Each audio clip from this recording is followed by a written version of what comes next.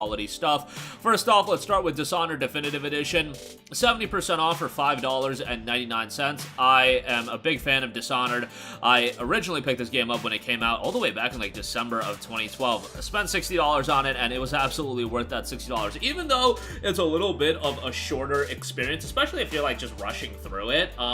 It is a game that's replayable, and it does have a variety of ways you can tackle the game. You can go the chaotic route, or you can take the more silent and stealthy approach, which, generally speaking, I feel like more people did enjoy that aspect of the game, you know, at least finding it a little bit more rewarding.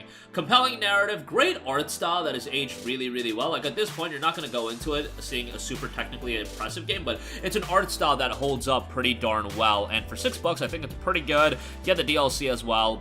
Definitely a worthwhile pickup there. Next up, we got Gravity Rush 2, 50% off for $9.99. Look, this game is available in PlayStation Plus Extra. Even if you have Plus Extra, this is a game that just should be in your library. It is that good.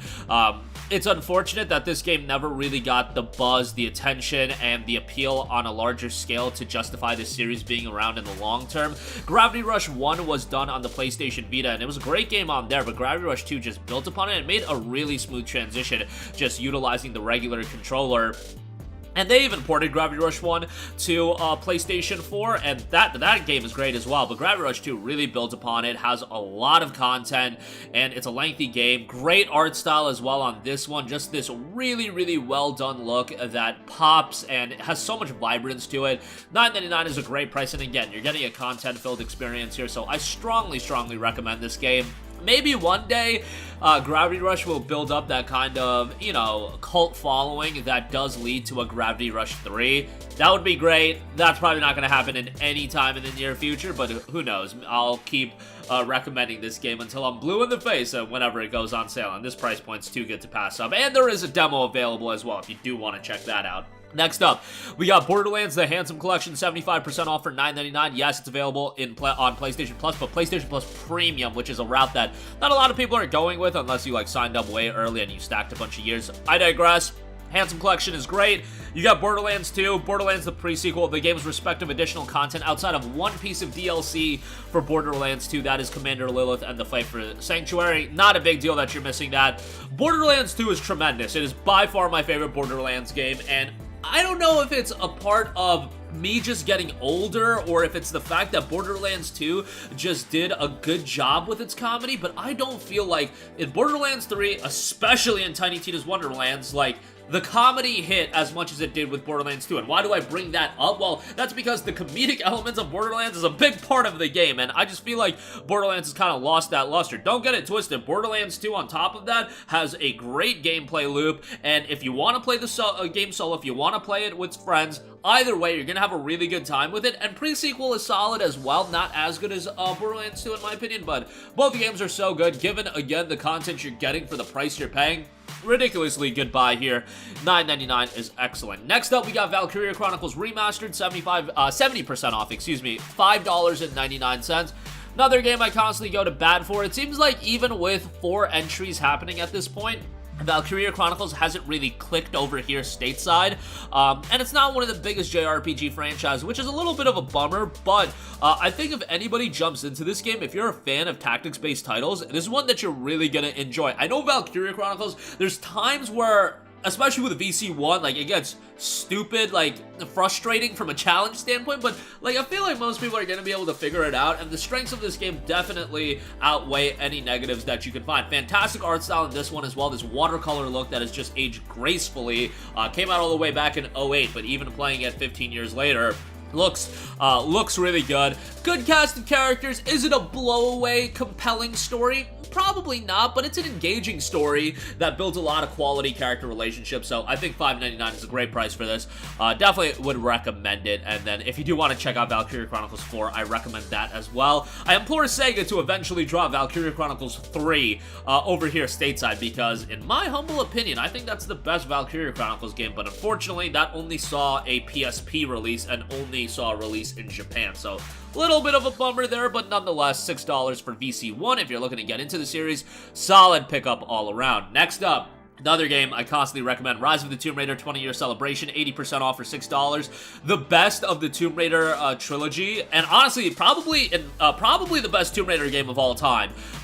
You know, I'm not big on the Tomb Raider games pre-Tomb Raider 2013, like I've played them, but I thought Tomb Raider 2013 took the franchise to a completely different stratosphere. ROTR is great, and it's a game that really improved upon Tomb Raider 2013 from a gameplay standpoint, and the narrative is still pretty strong, all things considered, and a good bit of content here as well. 20-year celebration gives you some additional bonus content. You even have a PSVR gimmick in there as well. Just a great buy for $6. No-brainer there, definitely worth a pickup. Next up, I want to give a shout out to Rogue Galaxy, 50% off for $7.49. Now, this is a throwback JRPG from the PS2 era, so know what you're getting yourself into. Absolutely isn't the JRPG you pick up to get into the genre, but it is a really good JRPG from the PS2 era. Has a really great watercolor art style in this one as well. It is super lengthy, a little bit, you know, it got to the point of it getting a little bit too much. I think it would have served better if it was streamlined a little bit more, but it was a great game back in the PS2 era, pretty solid on the PS4 as well if you're a JRPG fan that's looking to play all the JRPGs. Rogue Galaxy is one, also done by Level 5. Level 5, a studio that, you know, is kind of revered, not like, they're not super well known, but they've done some great stuff. Yeah, Rogue Galaxy was one of their games that kind of gets forgotten about, but I think is a good buy there. Next up, we have Axiom Verge, 60% off for $7.99. A lot of you guys probably just got Axiom Verge 2 through PlayStation Plus, so why not circle back and get the first game, which the majority of people would say is the stronger game. This was a game done by one person, and yes, when you look at it, you're just like, it's another Metroidvania. So well done, Metroidvania. That is very much a nostalgia throwback to a lot of people. Like, if you're a fan of those classic SNES style games, you're gonna be super into Axiom Verge. I think $8 is a good price, and even though this game came out all the way back in 2015, it still holds up in price, so it's not like you're gonna find it for $5 or $3 or anything like that, so the $8 price tag is actually pretty decent. Next up, The Evil Within 2, 80% off for $7.99, a studio that is kind of in the news cycle right now, done by Tango Gameworks, and man, if you're a PlayStation fan, I feel like Hi-Fi Rush is one game that PlayStation owners are super bummed out is not coming to their platform. That game looks absolutely fantastic, and I am totally going to play it here soon, but nonetheless, Evil Within 2, obviously a stark contrast from what Hi-Fi Rush is. This is more of the style of game that Tango Gameworks has always done, a survival horror title, narrative-driven. I would recommend you to play Evil Within 1. You can just play Evil Within 2, but very compelling survival horror title. A lot of people also like the first game better, so take that for what you will. Great atmosphere, solid gameplay, and overall a fairly well done survival horror title. I think $8 is a solid buy on that. Want to give this next game a shout just because it's kind of going to be a timely time to play it. Resident Evil 4, the classic, 2005, 60% off for $8. Look, the RE4 remake is about to come out, so I would recommend you to play this if you want to play both, and then you want to see the differences, and I think that'll be pretty cool. I think people doing another playthrough of the classic RE4 is something that a lot of people are going to end up doing just because RE4 is a game that a ton of people are super nostalgic with. For them, for me as well, Resident Evil 4 was the game that really got me into Resident Evil, so it's a game that I would love to go back and play through sometime before the remake drops in March. And RE4 is a classic. Yes, it's gonna show its age, wonky camera and things like that, but I still feel like it's a relatively accessible game where you can jump into it in the year 2023. You can have a good time with it. The remake has all the potential in the world to completely revolutionize this experience, which RE4 I don't think is a stretch to say that a lot of people saw it as a revolutionary game experience at the time, but yeah, it's not that anymore, but it's still a quality game to go through. $8 I think is a great buy, so I'd give that a shout. Next up, Detroit Become Human, 50% off for $9.99. Quantic Dream game, obviously super narrative driven, and a lot of decision making in the game as well. Always, I'll reiterate this fact when I talk about Quantic Dream games and decision-based games in general, I highly recommend people to go through the game once blind. I get it that people are going to want to get the best ending possible, but I feel like going through games like this just with a guide right off the bat isn't the move. See what happens in your own playthrough and then go back and play through it again. And it's a game that you're gonna enjoy. It has a super compelling narrative. Love the setting, love the timeline of the game as well, and the whole gimmick with androids and whatnot. I just thought that worked really, really well. And with games like this, it's a narrative-driven game, and yes, it's a video game, but it's a game that you can invite people over, and you can all sit down and play through it together in the sense that they'll have a good time with watching the story unfold. That's not really the case with a lot of super gameplay-heavy games. It's actually kind of nice that I believe it's Supermassive has been kind of integrating like a multiplayer aspect into these style of games, which credit to them. Detroit does not have that, but, you know, nonetheless, it's a great game. For $9.99, I think it's a good buy. It is available through Plus Extra. Also available on Plus Extra, but I want to give this a shout. Fallout 4. I've made my opinion abundantly clear about Fallout 4, and most of you guys probably have played it on some platform at some point. Was incredibly hyped back in 2015, and I think most people would say it was a bit of a disappointment given the hype was so high, but this is a game that's getting a PlayStation 5 upgrade. Look, we just had the Witcher 3 thing happen where that game got its PS5 upgrade, and then the price got jacked up, and the complete edition on sale was like $30. I don't know if that's gonna happen with Fallout 4. Hopefully it doesn't, but $7.99 for the base game, not a horrible buy. Game of the Year edition right now isn't on sale, but when it is the next time, you might want to go that route to pick that up if it does get that kind of price hike that Witcher got. But yeah, wanted to give that a mention as well. Next up, talked about Resident Evil 4. That's getting a remake. Well, the Resident Evil remake that kind of started it all, Resident Evil 2, in terms of really getting these remakes popular. 75% off for $9.99. Stupid good deal. Resident Evil 2 is kind of a standard bearer on how good remakes should be done. Modernizing a game that, you know, go back and play RE2. That game is not going to be something you get super into. At least in my opinion. If you have the nostalgia attached to it, maybe that's a little bit of a controversial statement nonetheless. And hey, maybe it's a little bit hypocritical for me to say RE4, you can go back into it and play it, but RE4 was a PS2 game, so a little bit different there. But Resident Evil 2, this remake is outstanding.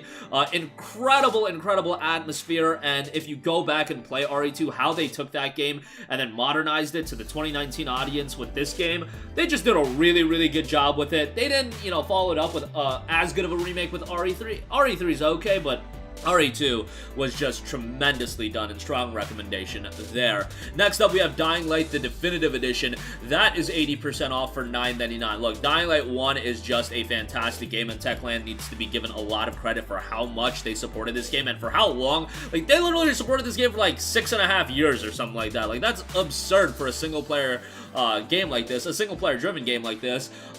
It's great. It runs better on PS5, which, like, you know, games from January of 2015 getting PS5 enhancements, you know, some games have, but, like, more credit to Techland for doing that.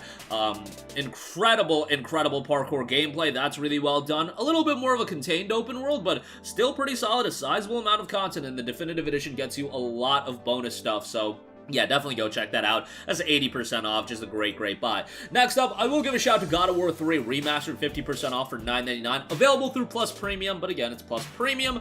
I am vocal about the fact, and a lot of you guys disagree with me on this, that God of War really didn't do it for me until God of War 2018. These titles, like God of War 1, 2, 3, Chains of Olympus, Ghosts of Sparta, Ascension, those games I enjoyed, but, like, I think God of War 2018 is, like, started that next level for God of War. I didn't feel that way with God of War 3 Remastered, but look, that's my personal opinion. Put that aside, for $9.99, this is still a quality action game that people revere as one of the best games of that PlayStation 3 era. Some people may even go as far as say it's the best game of the PlayStation 3 era, and if you want to see, you know, Kratos' story in this arc, God of War 3 is obviously a necessary playthrough. It's just unfortunate they haven't ported over, like, the God of War 1 and 2 collection and the, what was it called? Was it the Origins collection? I think that's what it was, that had Chains of Olympus and Ghosts of Sparta, which were initially PSP games. Yeah, bummer that those haven't been ported to PS4, but hopefully they'll get on that sooner rather than later. But God of War 3 at $9.99, not a bad buy at all. Next up, an RPG, a lengthy one at that, Dragon Age Inquisition PlayStation Game of the Year Edition, 78% off for $8.79. This was like really the first PS4 era RPG that I remember really enjoying, and I was like, man, this is one of the best games of that entire generation at that point. And then Witcher 3 came out like right after, and I was like, all right, so this is the best RPG. But Dragon Age Inquisition was solid. I know BioWare gets a pretty negative rap these days, but Dragon Age Inquisition had a solid story.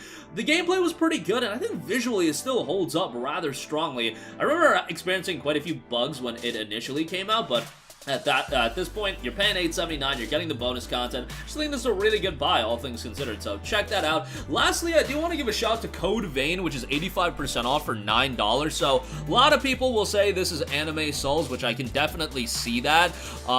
Code Vein doesn't have a super strong story, but it's still a fairly good one, and the gameplay is rather solid. Love the art style. If you're a fan of anime, the art style is going to be right up your alley, and if you're a fan of the Souls-like gameplay, again, something you're going to end up enjoying. And while I wouldn't say, $60 worth it, at $9, I think it's a great buy, and I would recommend it at that price. But again, aesthetically speaking, if you do like that look, I think that's gonna endear you to the game a lot more. But that is gonna do it for me. Again, a ton of great deals available right now as a part of the PlayStation Games Under $20 sale. Looked at everything under $10. Go check it all out for yourself. I know, a lot of retreads. What do you guys want me to do? We'll expand our gaming repertoire over